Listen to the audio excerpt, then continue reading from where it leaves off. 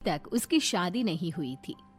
शालिनी के mummy papa सरला और महेश जी ने कभी उसकी शादी के लिए कुछ ज्यादा कोशिश भी नहीं की। शाली मन ही मन चाहती थी कि दूसरी सहेलियों की तरह उसका भी घर बस जाए, लेकिन वो अपने मम्मी पापा से ये बात कहती भी तो कैसे कहती। माँ जानती है, मेरी सहेली है ना शीतल, उससे बेटी हुई है, बड़ी प्यारी बच्ची है उसकी। अरे ये तो बहुत अच्छी बात है। उसकी शादी भी तो 4 साल पहले हो गई थी ना। अब क्या करे बेटा, चाहते हैं तो हम भी यही है कि तुम्हारी शादी हो जाए, लेकिन कोई अच्छा लड़का मिलता ही नहीं। कोई बात नहीं मम्मी पापा, मैं जानती हूँ आप मेरे लिए बहुत अच्छा रिश्ता ढूंढना चाहते हैं, और अभी मेरी इतनी उम्र भी तो नहीं हुई है। अच्छा शालिनी बेटा, क्या है ना, मेरे पास नई साड़ी नहीं है और मुझे किटी पार्टी में जाना था, तो इस महीने तेरी तनख्वाह आ जाए तो एक नई साड़ी दिलवा देना बेटा। और बेटा मेरा मोबाइल भी थोड़ा पुराना हो गया है, 6 महीने से इसी को काम में ले रहा हूँ। एक नया मोबाइल ला देना बेटा। हाँ हाँ मम्मी पापा। और माँ, आप तनख्वाह की चिंता क्यों करती हैं? साड़ी तो मैं आपको कल ही दिलवा दूंगी। और रही बात आपकी मोबाइल की, तो मैं आज शाम को ही ऑफिस से लौटते वक्त ले आऊंगी। अरे भगवान सबको तुम्हारे जैसी बेटी दे, कितना ध्यान रखती है अपने मम्मी पापा का। पापा, आज आप दुकान नहीं जा रहे हैं क्या? वो क्या है ना बेटा, मेरे सर में जरा दर्द हो रहा है, इसलिए आज दुकान जाने का मन नहीं है। पापा दवाई ले लीजिए, और अगर हो सके तो चले जाइए।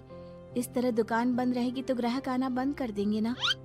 अरे बेटा, तेरे पापा की अब उम्र हो चली है और तू है ना हमारी कमाऊ बेटी, इतनी अच्छी नौकरी करती है, हमारा ख्याल रखती है, तेरे पापा को चिंता करने की क्या जरूरत भला है?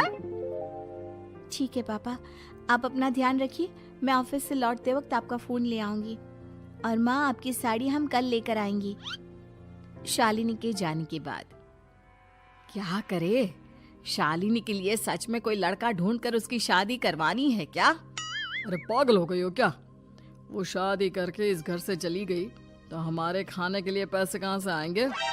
जानती हूँ वैसे भी आपको ना दुकान पर जाने में, काम करने में आलस आता है, अच्छे से पहचानती हूँ आपको। हाँ तो क्या हुआ, बेटी नौकरी करती है, जब बच्चे माँ बाप की कमाई पर मजा कर सकते हैं तो क्या माँ बाप बच्चों की कमाई पर थोड़े दिन चैन से जी नहीं सकते?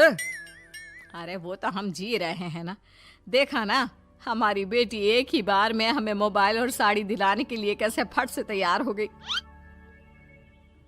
एक दिन सरला की एक पड़ोसन अपने भतीजी का रिश्ता लेकर सरला के घर आती है। सरला बहन, ये मेरा भतीजा है प्रशांत, इसके लिए रिश्ता ढूंढ रही थी बहुत दिन से। अचानक से तुम्हारी बेटी का ख्याल आया। इतनी सुंदर और अच्छी नौकरी वाली लड़की है, मुझे तो बहुत पसंद है। अरे तुम्हारे पसंद करने से क्या होता है? मेरी बेटी को भी तो तुम्हारा भतीजा पसंद आना चाहिए ना। हाँ हाँ, ऐसे थोड़ी ना कि तुम्हें हमारी लड़की पसंद आ गई और हमने रिश्ता कर दिया। मेरा भतीजा बहुत बड़ी कंपनी में जॉब करता है। अंकल जी, मैंने आपकी बेटी को देखा है और वो मुझे बहुत पसंद है। हाँ हाँ, तुम्हें तो पसंद है, लेकिन हमें भी तो उससे एक बार पूछना पड़ेगा ना। तो बुलाइए ना शालिनी को, उससे पूछ लेते हैं कहाँ है वो। ऑफिस गई है और उसको आने में अभी देर लगेगी। लेकिन तभी शालिनी ऑफिस से आ गई। ये लीजिए, शालिनी भी आ गई। अब आमने सामने ही बात कर लेते हैं। आओ आओ शालिनी बेटा, इससे मिलो। मेरा भतीजा प्रशांत प्राइवेट कंपनी में अच्छी जॉब करता है। अब बेटा, तुम्हें ये लड़का पसंद है क्या? देखो बेटा, सोच समझ कर हाँ करना, तुम्हारे ऊपर कोई जबरदस्ती नहीं है।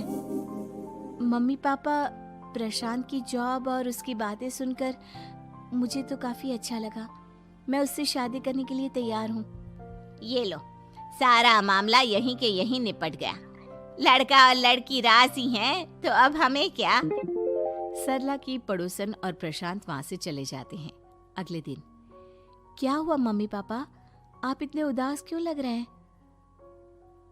वो क्या है ना बेटा, तुमने शादी के लिए हाँ कर दी उस लड़के के साथ। तो क्या हुआ माँ, उस लड़के में कोई खोट है क्या? आपको वो पसंद नहीं? अरे नहीं नहीं बेटा, जिसमें तुम्हारी खुशी उसमें हमारी खुशी। हमें भी लड़का पसंद है। तो फिर क्या बात है? अगर कुछ भी है तो आप मुझे बता सकते हैं। तुम्हारी माँ ये सोच सोच कर परेशान है कि तुम्हारे बाद हमारा क्या होगा। तुम हमारी इकलौती बेटी हो, हमारा बुढ़ापा कैसे कटेगा। अब बेटा, हम अपने बारे में सोचकर तुम्हें जिंदगी भर शादी करने से रोक तो नहीं सकते ना। जाओ, तुम अपनी जिंदगी में खुश रहो, हमारा क्या है, जैसे तैसे जी लेंगे। हाँ, बात तो सही है बेटा। कैसे भी करके मैं दुकान का काम कर लूंगा। तुम और प्रशांत शादी करके खुश रहो। अपने माँ बाप की बात सुनकर शालिनी काफी दुखी हो जाती है। उसे लगने लगता है कि वाकई में उसकी शादी हो जाने के बाद उसके माँ और बाप का ख्याल कौन रखेगा। और यही सोचकर वो एक दिन प्रशांत से मिलती है। देखो प्रशांत, तुम मुझे बहुत पसंद हो, लेकिन मैं चाहकर भी तुमसे शादी नहीं कर सकती। अरे क्या हुआ शालिनी? क्या तुम मेरी किसी बात से परेशान हो? नहीं नहीं प्रशांत, मैं अपने माँ बाप की इकलौती संतान हूँ। अगर मैं भी शादी करके घर से चली गई तो उनका ख्याल कौन रखेगा, उनका खर्चा कौन उठाएगा? तो क्या तुम सारी जिंदगी शादी नहीं करोगी? शायद नहीं प्रशांत, और अगर अपने माँ बाप के लिए ये भी करना पड़े तो इसमें गलत क्या है? प्रशांत ये सारी बात जाकर सरला के पड़ोसन यानी कि अपनी बुआ को बता देता है। ये सरला तो बड़ी चालाक निकली। प्रशांत, वो अपनी बेटी के साथ खेल खेल रही है। कैसा खेल? आप क्या कहना चाहती हैं? अरे शालिनी बहुत सीधी और संस्कारी लड़की है, लेकिन ये सरला और महेश एक नंबर के चालाक। बुआ जी, आपकी बात सही है, लेकिन अपनी बेटी के साथ भला कोई क्यों चालाकी करेगा? वो तो मैं तुझे कल बताऊंगी। तो कल सुबह मेरे साथ शालिनी के घर चलना। और फिर अगले दिन। क्या हुआ सरला बहन, तुम्हारी बेटी ने तो शादी के लिए मना कर दिया। अब पता नहीं बहन जी क्यों मना कर दिया। हम तो चाहते थे कि बेटी की शादी धूमधाम से करें। हमारी तो बहुत इच्छा थी कि शालिनी की शादी प्रशांत के साथ हो जाए, लेकिन अब क्या करे, वही नहीं चाहती। आंटी जी, शादी के बाद मुझे अपने माँ बाप की बहुत चिंता रहेगी। उनका ख्याल कौन रखेगा? और इसलिए मैं प्रशांत तो क्या, किसी से भी शादी नहीं करना चाहती। अंधी हो गई हो क्या माँ बाप के प्यार में? पहले जरा अपने माँ बाप से सच तो पूछ लो। कैसा सच?